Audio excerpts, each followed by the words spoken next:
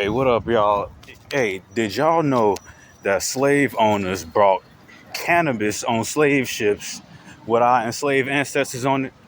Better yet, hey, did you know that slave owners in Brazil, you know what I'm talking about, they encouraged our enslaved ancestors to smoke weed, you know what I'm saying, in order to encourage them to work, but apparently them smoking weed made them too rebellious, too lazy, and too woke. But better yet, did y'all know that smoking cannabis is not conducive to capitalism, not conducive to colonialism, and thus it makes one person, such as myself and many others, you know what I'm saying, much harder to engage with society socially, financially, and romantically. And that's what we really finna focus on is the romantic side. Forgive me for speaking all awkward and shit. I'm walking and talking, and we finna finish this conversation, you know what I'm saying, as best as I can. And we gonna make sure we hit this shit before 420. Cause 420 is coming up soon right now. It's like 4:05. And I need to smoke my shiznit. But anyway, so I made this motherfucking video because I found this shit in my notes very recently, and it's crazy because I wasn't finna make this video until I was looking. I don't remember what the fuck I was looking for, maybe some lyrics, but I found this list that I wrote last year because I was really going through it, still been going through it. Hey y'all, matter of fact, let me tell y'all this. It's been a whole year. It's been a whole year since I've been laid off. It's been a whole year since I paid rent. It's been a whole year since I smoked. No, it's been a whole year since I consumed any non-weed products, mainly alcohol. That's the one in question. Not that I've ever had an alcohol problem. I, in fact, have always been anti-alcohol. I've been anti anything that's not weed, so anti-tobacco, all of that shit, even though I remember being a mover. You know what I'm saying? I was a mover. I worked for this moving company, and everybody, not that I was on some following shit, but it was two habits that I picked up working at the moving company. But the thing is, those two habits I stopped damn near instantly as soon as I got fired from that shit, which was smoking cigarettes and drinking coffee. Two things that I never, ever really do, ever. But I still think because of the society we live in, it's very important for me to mention that I ain't had a sip of alcohol in over a year. And it's been a year since I've been going on a strong anti-religious campaign, anti-belief system campaign. Why? Because it's almost been a year since fucking October 7th.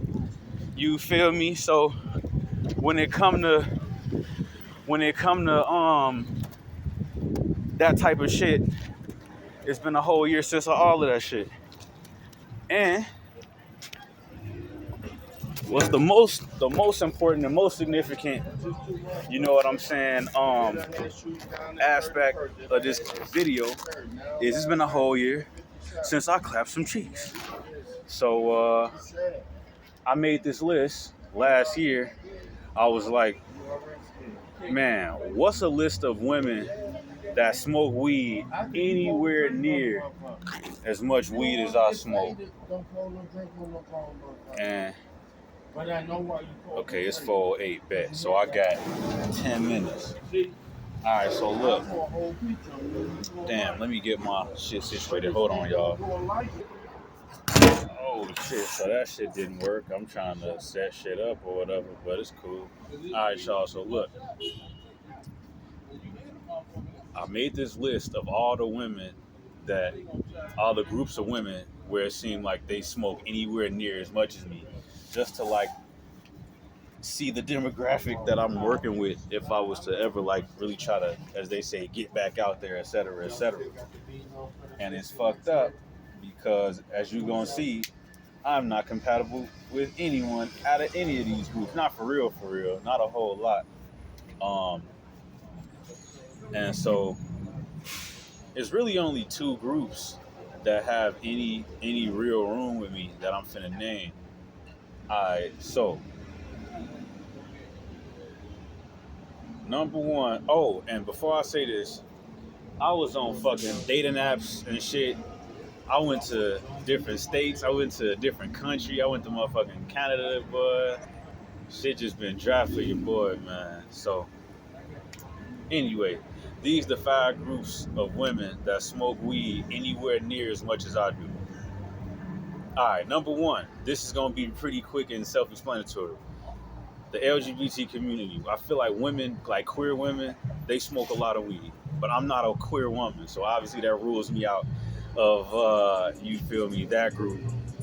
Number two, and this is kind of adjacent to that last group, hood girls slash hood favorites. What do I mean by those terms? All right, so hood girls, that's especially, sisters that's in significantly close proximity to or in community with gangs, if not they in the gang themselves, or they a stone's throw, no pun intended, from being in the streets or connected to street activity, or they the little brother, I mean, not little brother, little sister of somebody in the gang, hood girl, etc., etc. Hood favorites, that's like, the out of league, as we gonna call them that for a person like myself, right? That's them strippers, IG models, influencers, music artists. And when I say music artists, I would say think more Mellow Bucks and less Jamila Woods. And let me tell you, I'm not saying that I know whether or not Jamila Woods smoke or not, but usually when I think about the image of like a sister that's in the music industry who smoke a lot of weed, it's usually like the hood rappers. You know what I'm saying? That go for men too, though. I feel like the more hood rappers, you don't really hear J. Cole talking about smoking weed. You know what I'm saying? But that don't mean he don't smoke. But you get what I'm saying. Hopefully you do. But anyway, I've lived in the hood my whole life except for now. Except for now, I live in Hyde Park. In college, obviously, I was living on campus, so that wasn't the hood. And then when I first moved to Minnesota for a year, I lived with my auntie in the suburbs. But aside from them situations, I have lived in what anyone in the city of Chicago, anybody in whatever city I lived in at that time, because I lived in Indiana, I lived in Minnesota, et cetera, et cetera. I lived in the hood mostly my whole life. A good 80, 75, 80%, right? All right. That said, I'm not against hood girls or none of that shit. It's just I find it we don't really have a lot in common, and a lot of people don't be caring about that. A lot of motherfuckers just be trying to fuck, and they lower a lot of their standards. They vapid themselves up a lot, like they make certain sacrifices with who they are just to get some cakes or whatever. And that's never really been me. Like matter of fact, I remember being in school. In high school was when I first started smoking. I remember motherfuckers would be on the phone and we in the back talking about being high and shit. And everybody calm down. I'm on the phone. I'm thinking they on the phone with their mom, their dad. They talking about I'm on the phone with my girl. I want her to know I smoke, that type of shit. And I think that shit is mad corny. Like I never been one of them type of guys. But anyway, moving the fuck forward. Number three, and this one is a doozy.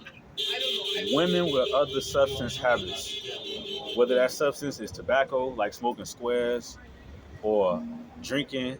Like I said earlier, I don't drink. I really don't fuck with that shit. Pills or any hard drugs. Like one of my most significant relationships, like the second beautiful sister I ever fell in love with, she I found out had a fucking problem. You feel me? And that shit was bogus as hell when I found that shit out. And that shit fucked the relationship up. And honestly, I'm not gonna say it was signs, but she behaved in a certain kind of way. I would say some people be like, motherfuckers acting slow, but she could have been high, and that shit is fucked up. Cause a lot of times, people, the way I react to certain people in certain situations, I sometimes treat a motherfucker like they slow, but the whole time they could be off a bean, and you wouldn't even know. Motherfuckers be falling asleep they be blacking out off that shit, and I don't remember what I was doing, I don't remember blah blah blah, and they done said some real out of pocket shit to your ass, and they was off his end the whole time. I don't got time for that dumb shit. Nah, the fourth group, man. Now I'm saying this shit, I'm in public, there's people around or whatever, but I don't really give a fuck. But I'm gonna tell you this: this next group is gonna be heavy for different reasons. But all I'm gonna say is, if you're watching this, listening to this, etc., and you don't know me, I don't owe you any explanation. But I'm finna just go ahead and say this shit. The fourth group is white girls. Now I know a lot of people hate quote unquote hoteps, hotepery, and they call you a hotep if you only choose to date black women. Let me tell y'all dumbass some shit. I have only messed around like sexually, like actually had sex with one white girl. I've talked to white girls before, and I've dated women who wasn't black before, but not white. I'm gonna tell you right now. I got a sign on my dick that say black women only. Fuck you finna talk about, man. I don't give a fuck what anybody got to say about that shit. I love my sisters. Black women, I feel like they don't get enough love and don't get enough protection. And I'm not saying that shit to see. It's crazy because like when I talk, no matter who the fucking person is, whatever side of the aisle they own, I'm either a hotep to one side or a quote unquote simp to the other side. Motherfucker, I stand on business at the end of the day. If what I'm saying offend anybody because they want to fuck white bitches or whatever the fuck, that's on you. I don't give a fuck about that shit. But this next part, me breaking down, because there's three major groups, three and a half. The fifth group is gonna be, you know what I'm saying, the last group. But this group of white girls, I feel like can be split into three categories. So you got A, the edgy underage cultural appropriator. Think Miley Cyrus or Billie Eilish, right? So look, when I say that description, I need y'all to understand that life is more than meets the eye. We know we got Drake out here getting ate the fuck up for A minor and all that shit, and he deserved that shit because if you're targeting like girls or whatever, that shit is fucked up. However, and I'm telling y'all, like I said, I don't owe nobody no explanation, but if you know me personally and I've never told you about this shit, we could chop it up. But anybody that don't know me, just mind your business. Is it 420 yet? Let's see here. Up 417 almost. But anyway, so when I was 21, I worked at this job. It was a political organization, right? And I ended up talking to this white girl in the organization who down the road ended up being 17. Now here's my thing. The way I experienced like whiteness in that situation, I couldn't tell if it was because she was white or if she was young. But at the end of the day, bro, when it comes to motherfuckers dating and experiencing like life and shit, we don't know until we know. And I make a lot of statements about like how people behave like sexually and all of that. And I know people do the same for me. But I think either way it's important. People call it judging, but if you not finna chop it up with somebody and see how some shit went down, then don't even say shit. That Drake shit, that R. Kelly shit, that don't got shit to do with me. Because them motherfuckers was famous as hell. They knew what they was doing. It wasn't no mistake. It wasn't no, oh, you know what I'm saying? I ain't know, she ain't tell me. Everybody knows 11 is 11. Or however fucking old that little white girl is. And why the fuck is her name Bobby Brown? But anyway, so white girls, right? I feel like white girls, no matter what age they are, they get to experience certain kinds of privilege, which a lot of black people, white people in general experience certain kind of privileges that, you know what I'm saying, that black people are attracted to. Like, if you're the kind of black person that's on the fringes of society, like you like that anime shit, or you just in some other shit, you into some different shit. A lot of them motherfuckers are attracted to white people and whiteness, and they experience whiteness in different ways. It's 420.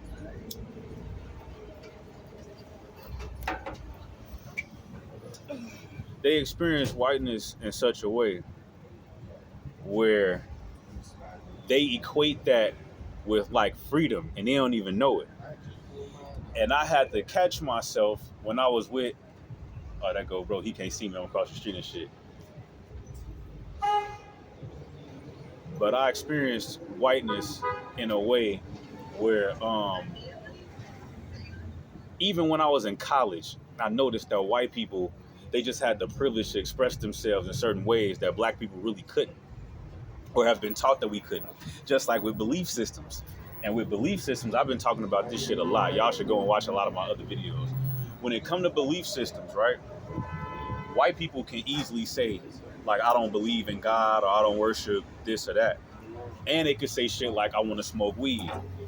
So going back to the hood girls, a lot of people wanted me to stay away from weed because they wanted me to stay away from certain elements that weren't conducive to capitalism, to colonialism, i.e., experiencing blackness in a way that was palatable. And because black people are the most policed, you know what I'm saying? Literally, motherfuckers want to save me and be like, no, Adonis, you want to make sure that you can get a job, and you want to make sure that all my friends at church aren't embarrassed, etc., right? So my thing is, fuck that shit. Black people need to be able to move how they move, and we shouldn't be.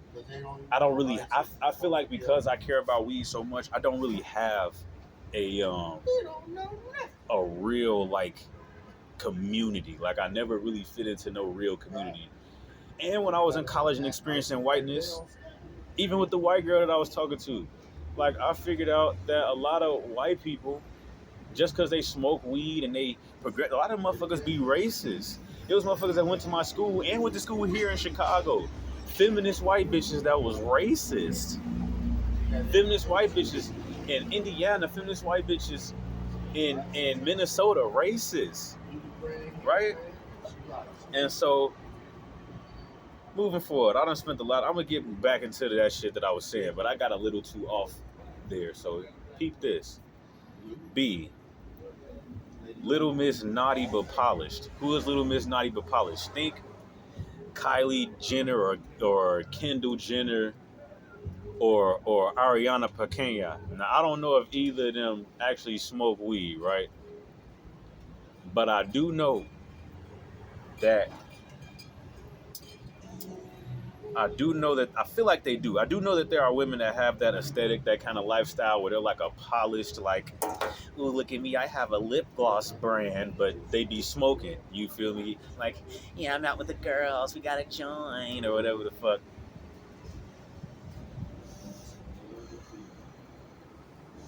So yeah, man, white people.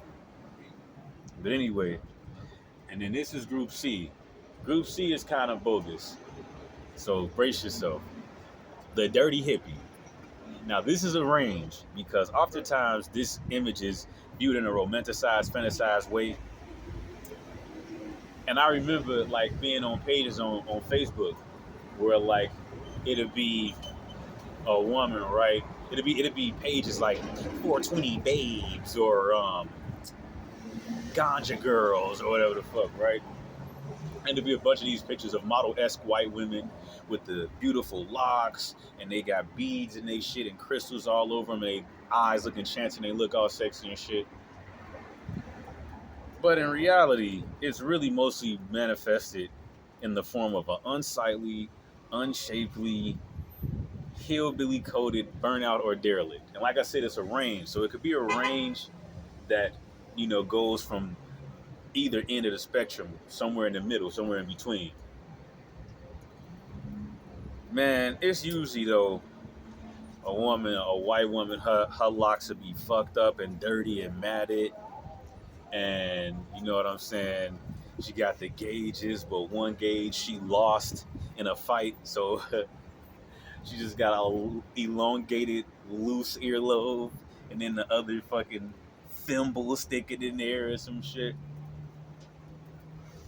That's usually what it is, and that's gross. Anyway, group five. Group five is more new, and this group is new because of how weed has become legal over time. Like, and I got a story about that. So weed, especially like now in Chicago and Illinois, weed has been legal in 2020, right? So other places, like the earliest weed became legalized was about 10 years ago. That's still pretty fairly new. So this group, this fifth group, is the cannabis professional, often white, upwardly mobile, often from a place of privilege, slash has developed a capitalistic bourgeoisie approach to cannabis. Um, Oftentimes culturally, geographically, and or socially inaccessible slash married. Now, let me go back to the capitalist. I've explained what capitalism is. Capitalism is the backbone of capitalism. Y'all can go on my page. I got I have a playlist called Anti-Capitalism, copyright 2022. Um, so when they look at weed, a person that looks at weed is like it's just a business. So I got two examples.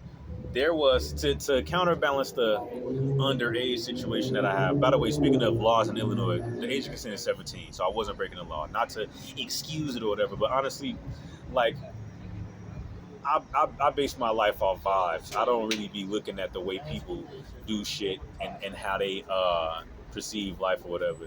Because this next situation, people might think is problematic. Um, I dated in 2021 and both of these women in this situation are of Asian descent. So I almost said consent, huh? Before it didn't slip. But anyway, so this older Asian woman, we were 15 years apart. Man, that sister is thick over there, Lord Jesus. But anyway, so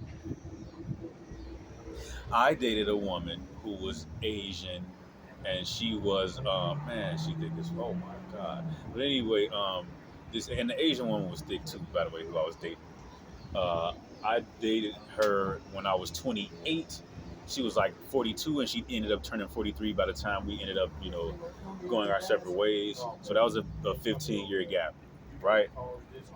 So she she didn't smoke like that at all. Like I went over to her house. She had a bunch of weed. She sent me home with weed and shit, edibles and shit. Man, those are some. Man, if y'all could see them cakes, man, geez, Josh. But anyway, um,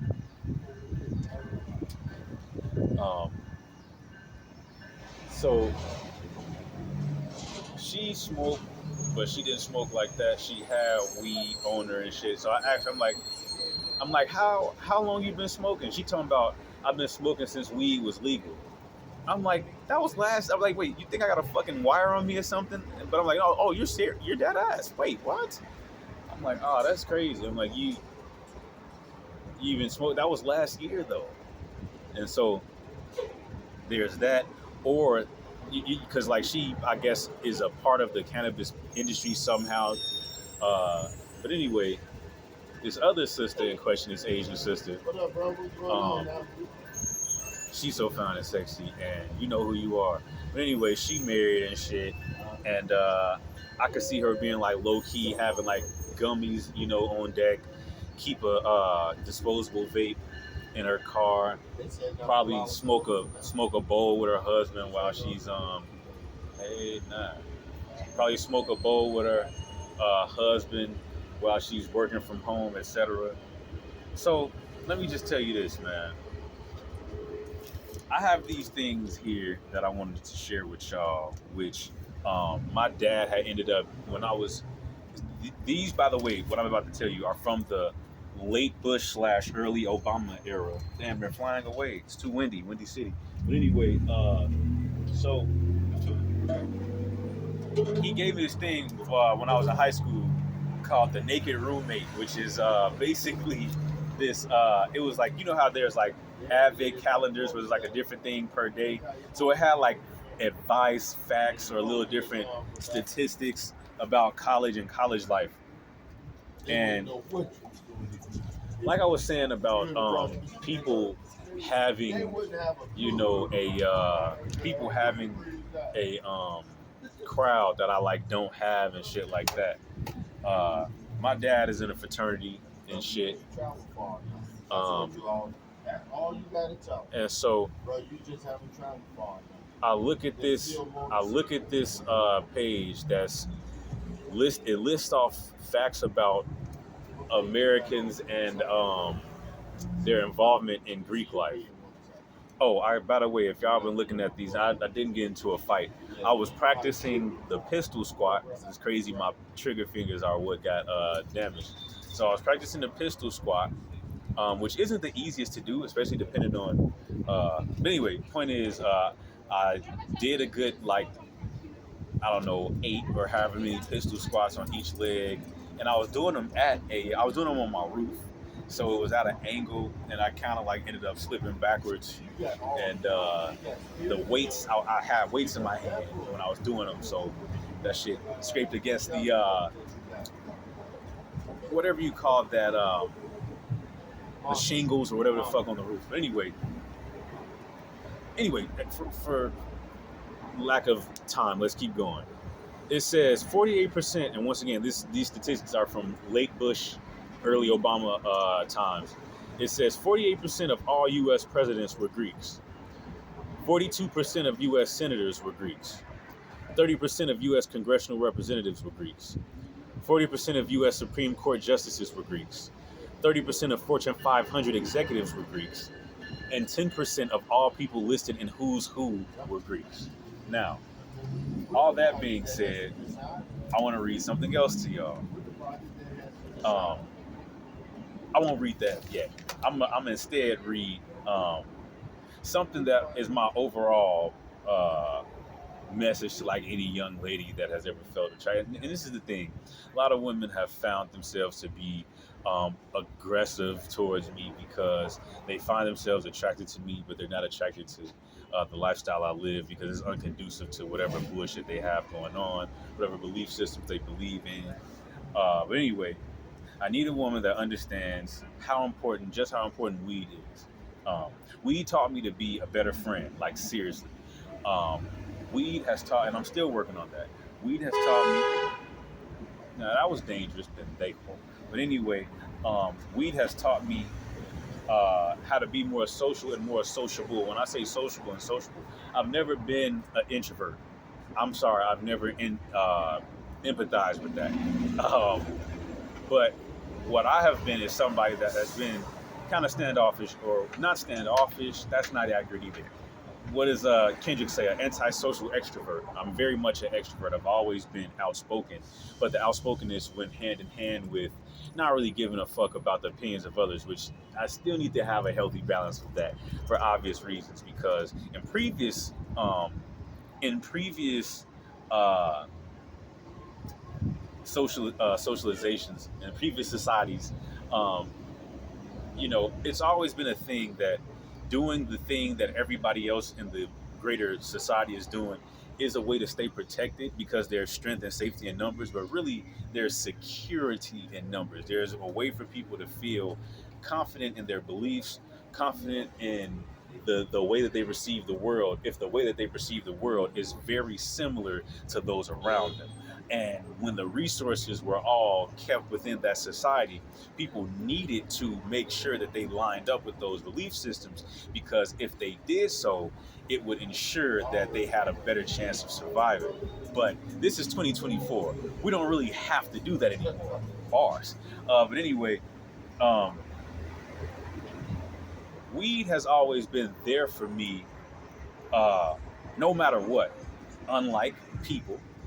unlike BS, belief systems, BS, and unlike other habits that other people are able to engage in, like sex. But anyway, weed has been an overall healer. Finally, to say this, weed has been an overall healer.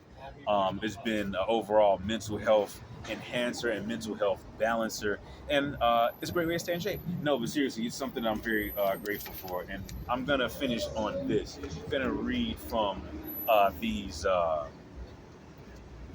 last two pages, June 15th and June 16th of whatever year this was. As you can see, these pages are yellow as shit. So I've had these in a time capsule for a very long time.